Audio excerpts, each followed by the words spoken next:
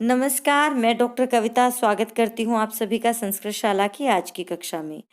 और हमारा आज का विषय है सीबीएसई की 12वीं कक्षा के लिए निर्धारित भास्वती भाग 2 पुस्तक का छठा पाठ सूक्ति सौरभम, जिसके पहले 5 श्लोक जो हैं वो हम पहले भाग में कर चुके हैं।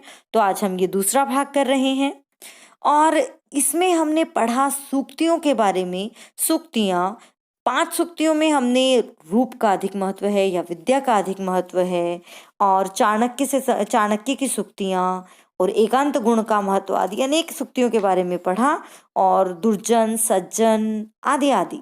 और उससे अगली सूक्तियाँ आज हम पढ़ने वाले हैं। तो चलिए आरंभ करते हैं। यहाँ सबसे पहले हम आदर्श वाचन करेंगे और उसके बाद एक एक शब्द की हिंदी करते हुए हिंदी व्याख्या जो कि अन्वय सहित रहेगी। तो आरंभ करते हैं बेटा। सबसे पहले आदर्श वाचन। दीर्घ प्रयासेन कृतं हि वस्तु निमेषमात्रेण भजेत् विनाशम् कर्तुं कुलालस्य तु वर्षमेकं भेत्तुं हि दण्डस्य मुहूर्तमात्रम्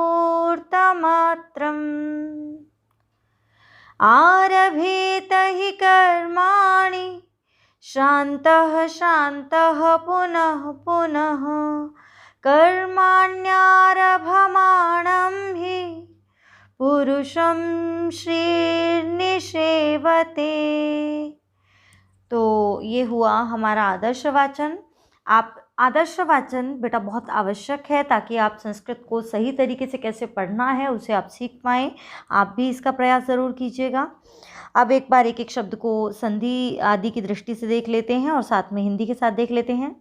दीर्घ प्रयासेन यानी कि दीर्घ यानी कि लंबे, प्रयासेन प्रयास से, कृतम ही वस्तु की गई वस्तु यानी कि बड़े प्रयासों से बनाई गई वस्तु, निर्माण की गई वस्तु, निमेष मात्रेण, निमेष होता है क्षण भर में, भजेत प्राप्त हो जाती है, विनाशम विनाश को। क्या कहना चाहते हैं? ये कहते हैं कि दीर्घ प्रयासेन कृतम वस्तु, बहुत बड़े प्रयासों से की गई वस्तु भी निमेष मात्रेण, कुछ क्षण में ही, विनाशम भजेत, विनष्ट हो जाती है, उसका नाश हो जाता है। फिर आगे क्या कहते हैं? कर्तुम, कर्तुम यानी कि बनाने के लिए, कुलालस्य, कुलाल होता है कुम्हार, घड़ा बनाने वाला। तो कर्तुम बनाने के लिए, कुलालस्य एक कुम्हार को, वर्षमेकम जिस काम को बनाने के लिए, जिस काम को करने के लिए कुम्हार को 1 वर्ष लगता है, भेत्तुम उसी को भेदने में यानी कि तोड़ने में या नष्ट करने में, दंडस्य एक दंड को, एक डंडे को, मुहूर्त मात्रम यानी कि क्षण भर। देखिए बेटा, जो एक कुम्हार है वो पूरा 1 साल लगाकर जिन घड़ों को बनाता है, अगर कोई तोड़ने पर आए यानी कि डंडे से अगर उन्हें तोड़ना हो तो कुछ ही क्षणों में सारे घड़ों को तोड़ा जा सकता है। तो ये एक कहना चाहते हैं कि बनाने में टाइम लगता है, बिगाड़ने में टाइम नहीं लगता। इसलिए कुछ भी, किसी भी चीज़ को की हिंसा करने से पहले हमें सोच समझ लेना चाहिए।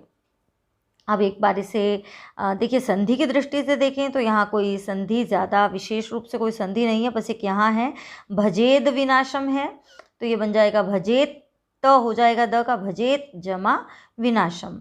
और यहाँ केवल संयोग मात्र है तो वर्षम जमा एकम, जिसमें कुछ विशेष नहीं है। अब एक बार अन्वय के साथ इस श्लोक को देख लेते हैं। अन्वय के साथ करेंगे तो दीर्घ प्रयासेन यानी कि लंबे प्रयासों से, कृतम वस्तु बनाई गई वस्तु, ही निमेष मात्रेण क्षण भर में ही, विनाशम भजेत विनष्ट हो जाती है। दीर्घ प्रयासेन कृतम वस्तु ही निमेष मात्रेण विनाशम भजेत, लंबे प्रयासों से बनाई गई वस्तु भी क्षण भर में नष्ट हो जाती है। और उदाहरण देते हुए कहते हैं यथा, यहाँ यथा दिया नहीं है लेकिन कहना यही चाहते हैं कि यथा, जैसे कि कुलालस्य एक कुम्हार को, तू कर्तुम तो बनाने में, एकम वर्षम 1 वर्ष लगता है, जबकि दंडस्य भेत्तुम ही, जबकि एक दंडे को तोड़ने में, मूर्त मात्रम क्षण भर का समय लगता है। तो ये हो गया हमारा श्लोक। अब इसमें से आपसे कुछ प्रश्न पूछ लेते हैं। तो पहला प्रश्न है कस्य भेत्तुम मुहूर्त मात्रम। मैंने श्लोक के हिसाब से प्रश्न पूछा है, तो आप बताएंगे कस्य भेत्तुम मुहूर्त मात्रम, किसे तोड़ने में मुहूर्त मात्र का समय लगता है। तो जैसा प्रश्न वैसा उत्तर। प्रश्न है कस्य में, तो उत्तर बनेगा दंडस्य। ये बन गया इसका उत्तर। उसके बाद इसी में से एक और प्रश्न है बेटा। अगला प्रश्न है कुंभकारस्य इत्यस्य पर्याय पदम किम। मैंने पूछा है पर्याय यानी के पर्यायवाची। तो कुलालस्य कुंभकारस्य पर्याय पदम किम, तो ये होगा कुलालस्य। तो ये हो जाएगा कुलालस्य। तो चलिए चलते हैं अगले श्लोक की तरफ। आदर्शवाचन हम कर चुके हैं, अब शब्द हिंदी के साथ देख लेते हैं। आरभेत ही कर्माणि। आरभेत यानी कि शुरू करना चाहिए, आरंभ करना चाहिए। कर्माणि काम को। शांतः पुनः। शांतः होता है थका हुआ। शांतः फिर से थका हुआ। तो यहाँ ये क्या कहना चाहते हैं, 2 बार इस शब्द को आने का मतलब है कि बहुत थका हुआ, बार बार थकने पर भी। पुनः बार बार ही कर्माणि आरभेत, काम को आरंभ करना चाहिए। क्यों, तो कारण बताते हैं कि कर्माण्य आरभमाणम। देखिए यहाँ पर संधि है, कर्माणि जमा आरभमाणम। तो कर्माण्य आरभमाणम यानी कि कर्माणि जमा आरभमाणम, कर्मों को आरंभ करने वाले पुरुष को श्री निषेवते। यहाँ पर भी 2 शब्द हैं, श्री जमा निषेवते। श्री यानी कि लक्ष्मी, निषेवते सेवित करती है, यानी कि उसे स्वयं प्राप्त होती है या उसके पास आती है। तो देखिए यहाँ ये क्या कहना चाहते हैं, एक बार अन्वय के साथ देख लेते हैं। हमने एक एक शब्द की हिंदी जो है वो देख ली है, अन्वय के साथ देख लेते हैं एक बार इसे। तो यहाँ पर ये कहना चाहते हैं कि शांतः बार बार थकने पर भी, शांतः बार बार थकने पर भी, पुनः बार बार कर्माणि आरभेत, कर्म को आरंभ करना चाहिए, यानी कि कार्यों को आरंभ करना चाहिए। क्योंकि कर्माणि आरभमाणम पुरुषम, कर्म को आरंभ करने वाले पुरुष को श्री निषेवते, लक्ष्मी हमेशा प्राप्त होती है, यानी कि ऐसे व्यक्ति के पास लक्ष्मी स्वयं आती है, संपत्तियां स्वयं आती है। यहाँ श्री जो है वो केवल लक्ष्मी नहीं, सुख संपत्ति, हर तरह के सुख संपत्ति, साधन आदि उस व्यक्ति के पास आते हैं जो कितना भी थका हो, थकने पर बार बार काम को शुरू कर देता है। तो यहाँ पर ये क्या संदेश देना चाहते हैं, यहाँ पर ये संदेश देना चाहते हैं कि आपको काम जो है वो शुरू करना ही चाहिए बार बार। हो सकता है आपको एक आध बार उस काम में उतनी सफलता न मिले, लेकिन आपको रुकना नहीं है, आपको बार बार काम को शुरू करना है, क्योंकि काम को शुरू करने वाले पुरुष के पास लक्ष्मी जो है वो स्वयं आती है। तो अब इसमें से कुछ आपसे प्रश्न पूछ लेते हैं। तो यहाँ पर पहला प्रश्न है आपके लिए, आरभेत ही कर्माणि अत्र क्रियापदम किम। आरभेत ही कर्माणि अत्र क्रियापदम किम। तो बताइए क्रियापद क्या है, क्रिया क्या है यहाँ पर। तो यहाँ पर क्रिया है आरभेत, आरंभ करना चाहिए। धातु रूप क्रिया होते हैं बेटा। क्रिया वो जिससे हमें कुछ करने का पता चले, जहाँ पर कुछ हो रहा है, खा रहा है तो आपको एक फीलिंग आई कि अच्छा ये क्रिया हो रहा है, कुछ हो रहा है, ठीक है। तो अगला प्रश्न जो है वो आपका पूर्ण वाक्य में है, उत्तर दीजिएगा। कीदृशं पुरुषं श्रीर्निषेवते।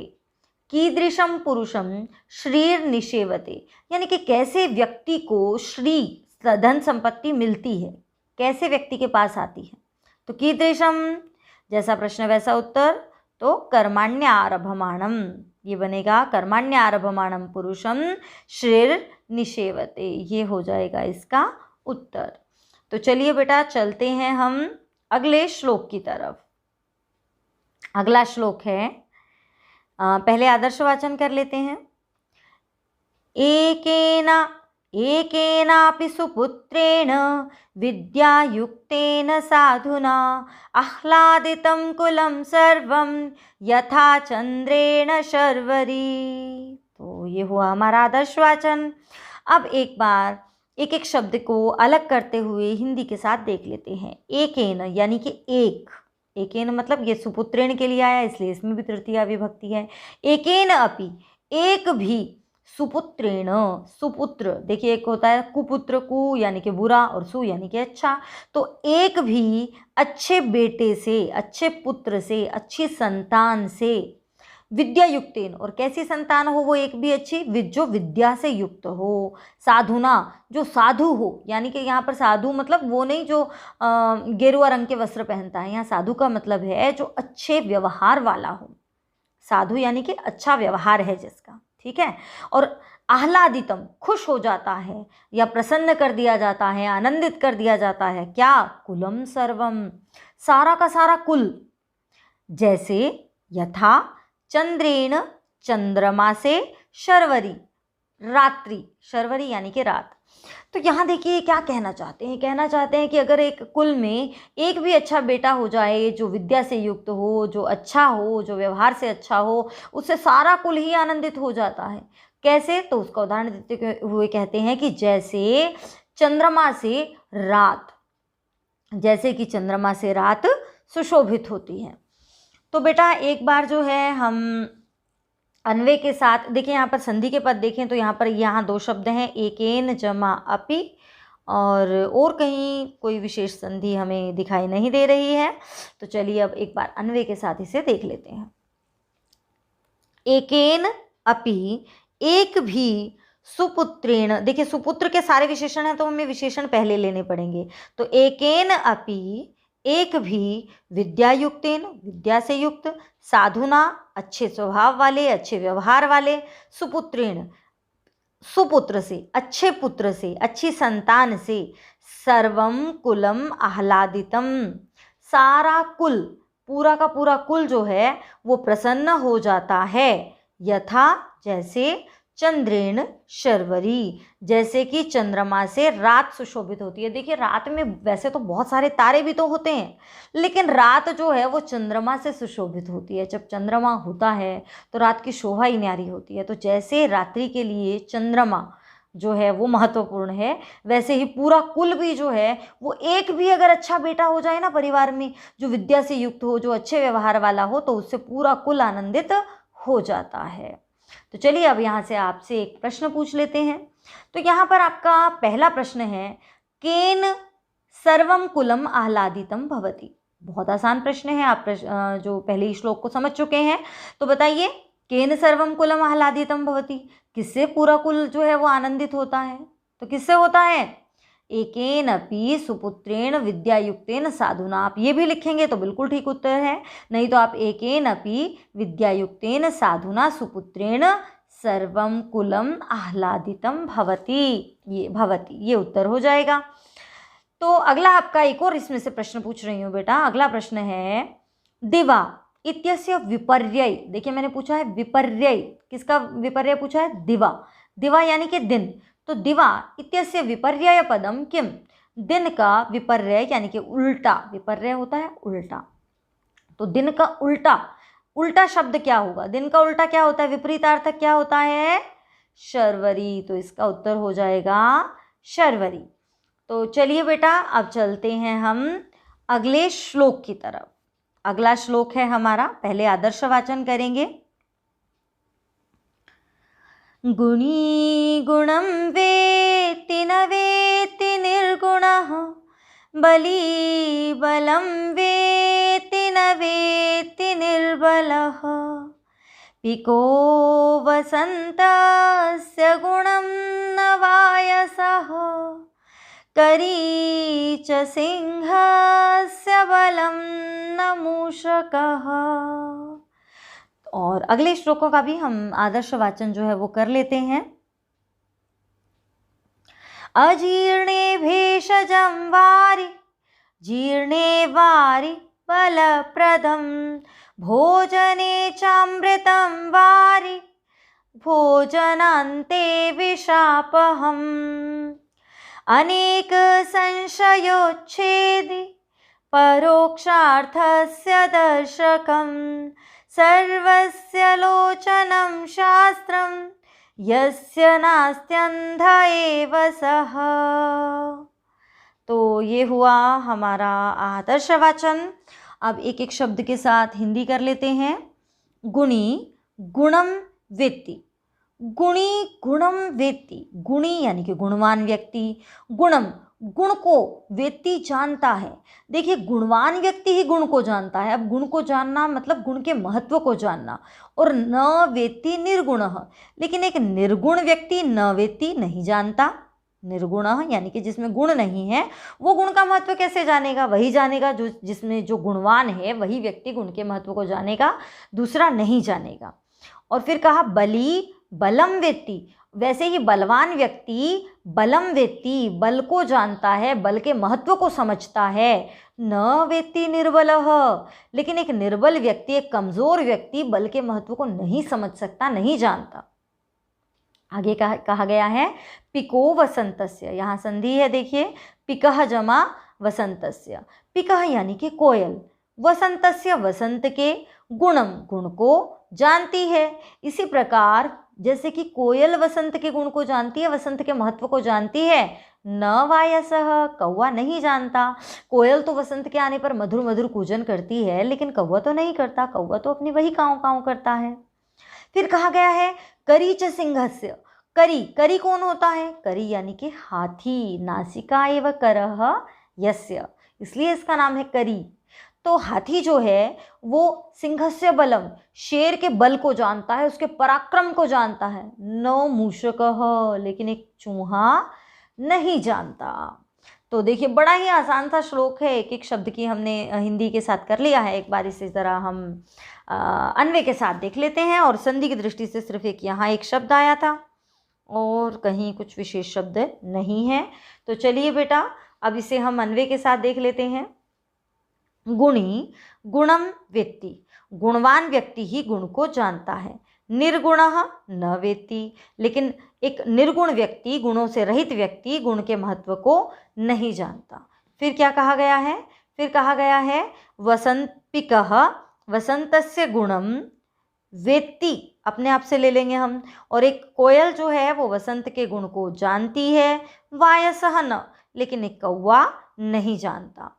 करी च, और एक हाथी, सिंहस्य शेर के, बलम बल को, वेत्ति जानता है, मूषकः न, लेकिन एक चूहा नहीं जानता। क्योंकि बल गुण का महत्व तो वही जान सकता है जिसमें गुण होते हैं। इसका बड़ा एक छोटा सा उदाहरण देती हूँ। जैसे जो गायन है, गायन एक बहुत बढ़िया गुण है, लेकिन गाना भी सभी के लिए गुण नहीं है। अगर आप गुणवान हैं, गाने का महत्व जानते हैं, तो आपके लिए वो गुण है, नहीं तो कुछ लोगों के लिए अरे क्या यार फिर पका रहा है, कुछ भी हो सकता है। इसी प्रकार से कविता भी एक गुण है, लेकिन जिसे कविता में इंटरेस्ट ही नहीं है, उसके महत्व को नहीं जानता, गुणों से रहित है, वो भी व्यक्ति जो है कविता के महत्व को नहीं जानेगा उसके अंदर, क्योंकि कविता का गुण नहीं है। तो चलिए बेटा अब इसमें से आपसे कुछ प्रश्न पूछ लेते हैं।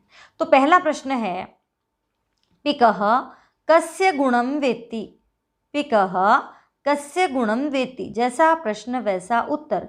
मैंने पूछा है पिकः यानी कि कोयल, कस्य गुणम वेत्ति, किसके गुण को जानती है। तो कोयल किसके गुण को जानती है? कस्य, तो उत्तर होगा वसंतस्य। चलिए चलते हैं अगले प्रश्न की तरफ। आपको यहाँ बताना है काकः इति पदस्य किम पर्याय पदम। मैंने क्या पूछा? काकः इत्यस्य किम पर्याय पदम, तो कौवे का पर्यायवाची यहाँ क्या आया है बताइए। मुझे लगता है सभी पहुँच गए होंगे। तो वायसः। तो चलिए बेटा चलते हैं हम अब अगले श्लोक की तरफ।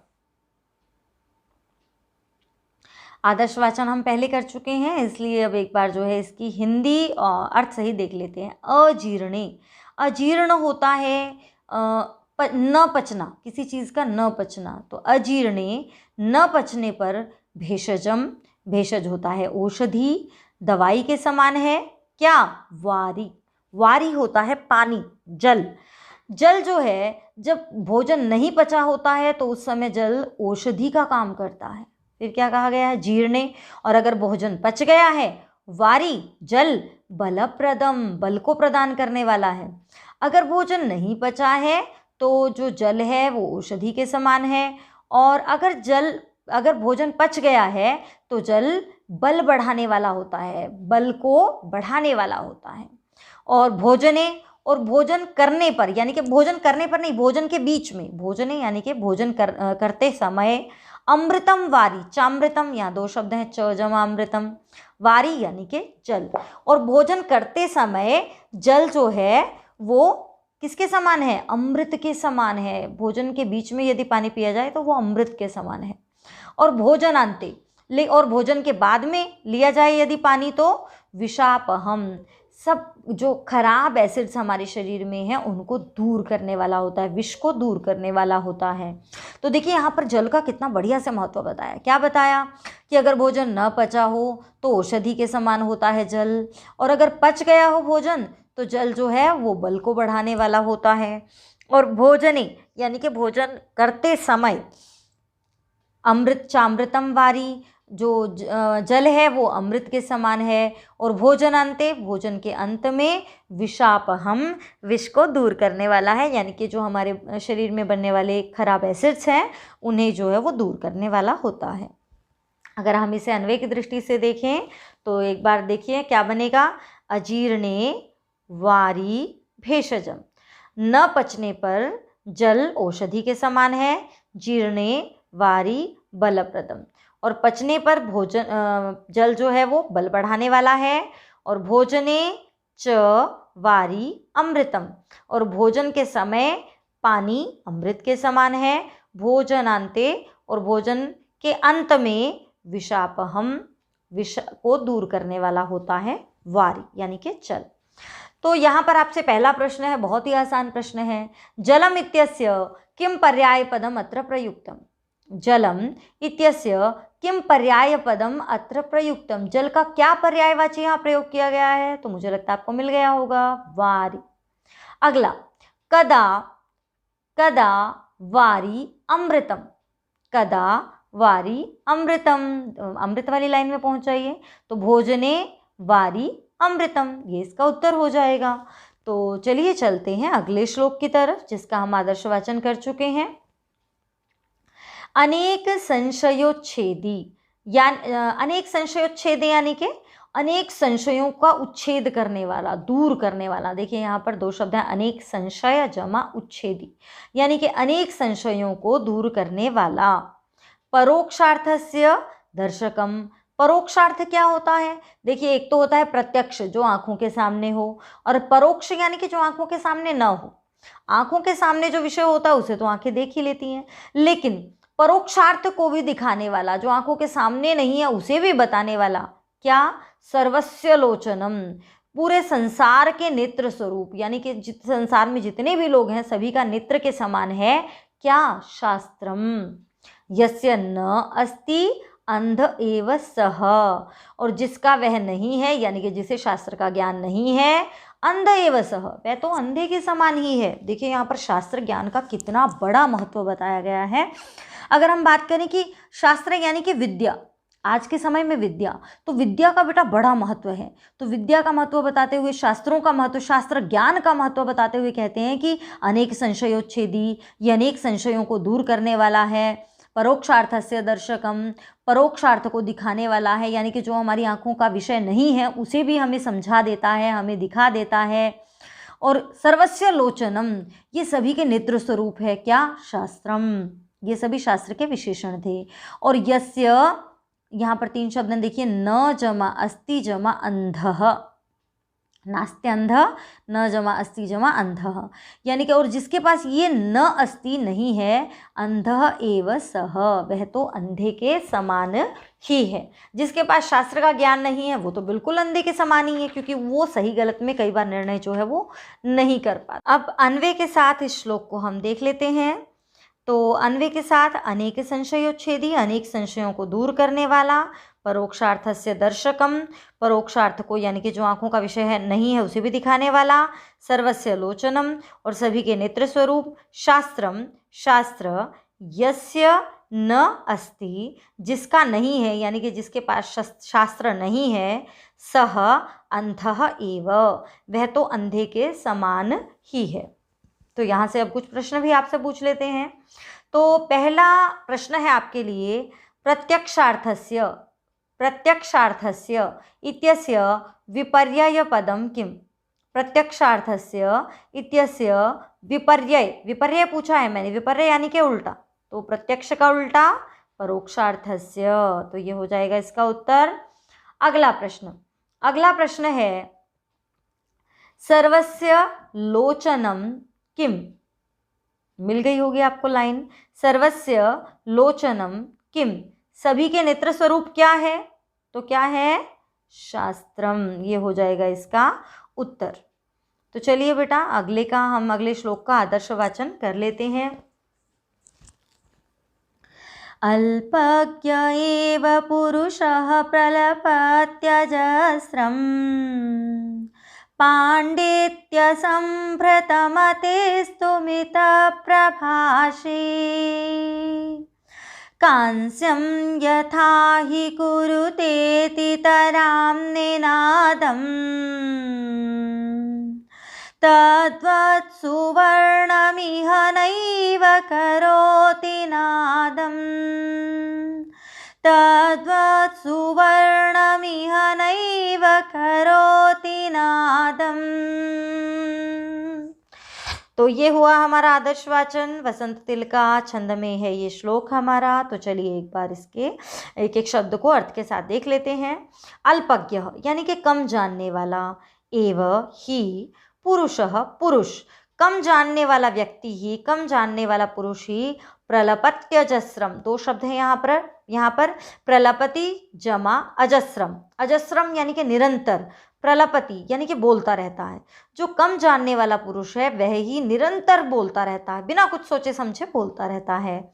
लेकिन पांडित्य संभृत मतिस्तु, देखिए यहाँ पर भी दो शब्द हैं, पांडित्य संभृत मति एक शब्द है और तू एक शब्द है, यहाँ पर स की हो गई विसर्गे। मित प्रभाषी, जो पांडित्य की बुद्धि से युक्त होता है, यानी कि जो जिसकी बुद्धि मति पांडित्य से युक्त होती है, जिसकी बुद्धि पांडित्य से युक्त होती है, विद्वत्ता से युक्त होती है, वो मित प्रभाषी, कम बोलने वाला होता है। वो व्यक्ति बहुत ज़्यादा नहीं बोलता। और फिर क्या कहा गया है? फिर कहते हैं कांस्यम यथा ही कुरुते तितराम निनादम। कांस्यम, कांसे का, आपने कांसे के बर्तन होते हैं, कांसे की धातु देखी होगी। तो कांस्यम जैसे कि कांसा, यथा जिस प्रकार, ही निनादम कुरुते अतितराम निनादम करता है अत्यधिक आवाज़, निनाद यानी कि आवाज़, जैसे कि कांसा जो है वो अत्यधिक आवाज़ करता है, तद्वत उसकी तरह सुवर्णम सोना, इह यहाँ, नैव करोति नादम नहीं करता आवाज़। देखिए जैसे कि कांसा जो है वो थोड़ी सी चोट लगने पर बहुत आवाज़ करता है, लेकिन उस प्रकार सोना तो आवाज़ नहीं करता। तो कहते हैं कि जैसे कांसा ज़्यादा आवाज़ करता है और उसका मूल्य कम है, लेकिन सोने का मूल्य ज़्यादा है, वो आवाज़ इतनी नहीं करता। उसी प्रकार से कम जानने वाला पुरुष जो है वो निरंतर बोलता रहता है, लेकिन बहुत अधिक जानने वाला पुरुष कम बोलने वाला होता है।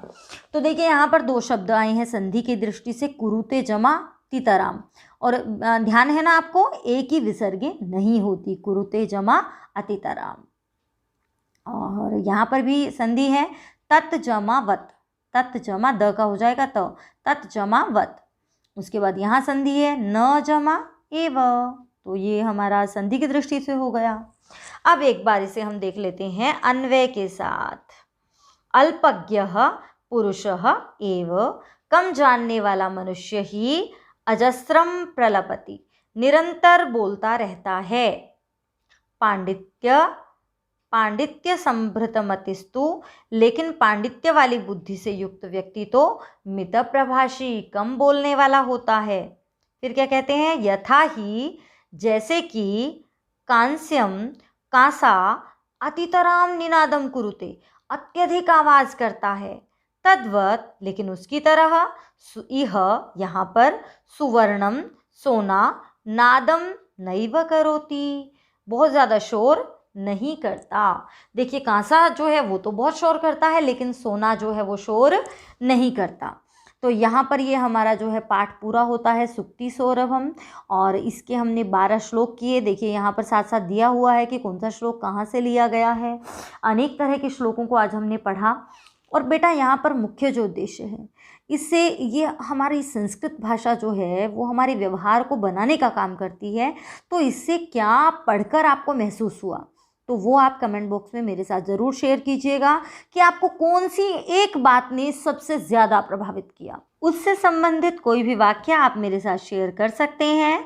तो बेटा मुझे लगता है आपको अच्छे से ये जो है पाठ स्पष्ट हो गया होगा। मिलते हैं अगली वीडियो में, और देखते रहिए। तब तक के लिए संस्कृत शाला आपके सभी विषय, हमारा प्रयास है कि आपके सभी संस्कृत की भाषा, संस्कृत विषय के जितने भी टॉपिक हैं वो सब आपको आपकी इस संस्कृत शाला चैनल पर उपलब्ध करवाए जाएं। तो धन्यवाद। मिलते हैं फिर एक नई वीडियो के साथ, नए विषय के साथ, नए पाठ के साथ। धन्यवाद।